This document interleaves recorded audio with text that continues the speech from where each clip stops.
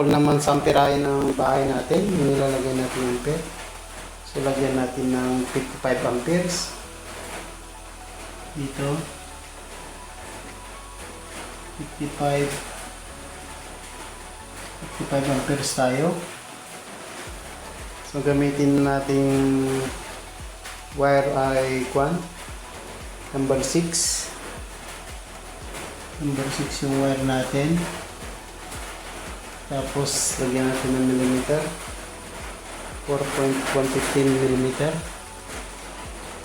4.115 mm. So, lagay pa tayo ng number 40. Yan yung mga ginagamit natin sa loob ng bahay. So, yung number natin ilalagay. Number 40. Number 8.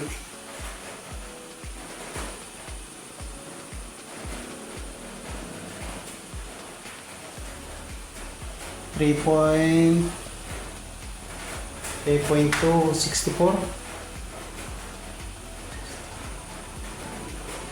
mm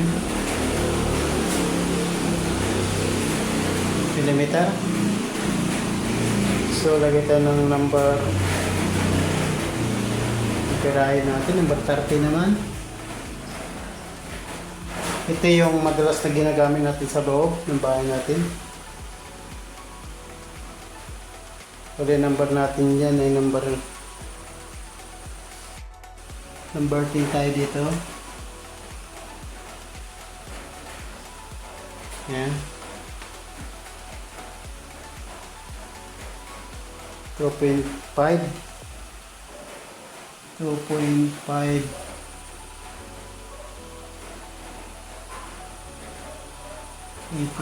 mm.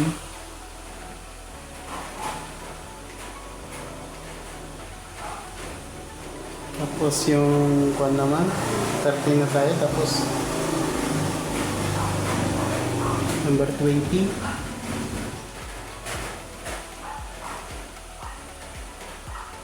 So, gamit tayo ng wire ng number 12. Yan lang, pag bumili tayo, so alam natin na number 12. Ganun yung kuha natin, pibilin.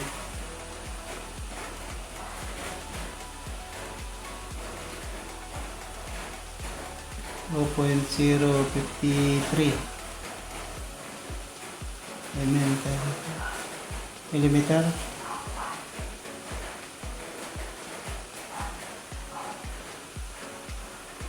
20 amperes na tayo. Tapos ano pa yung ginagamit natin? Number 15. May number 15 pa. Lightning. Sa lightning tayo. Okay. So, sa lightning naman tayo. Number 15.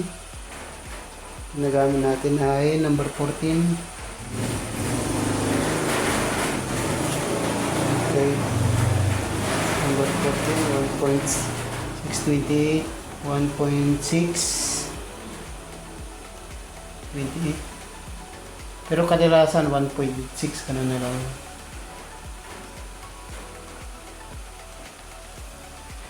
So meron din tayong pinakamababa, number 10. Gumagamit din tayo ng number 10 amperes.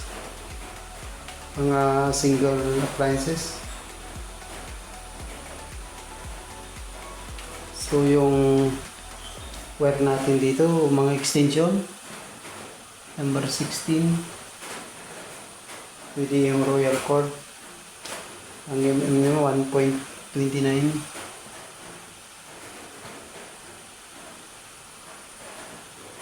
Okay. Yan lang po yung mga ginagamit natin. Okay, sa mga pirahe. 10, 15, 20, 30, 40, 55. Okay. Salamat. Thank you, thank you.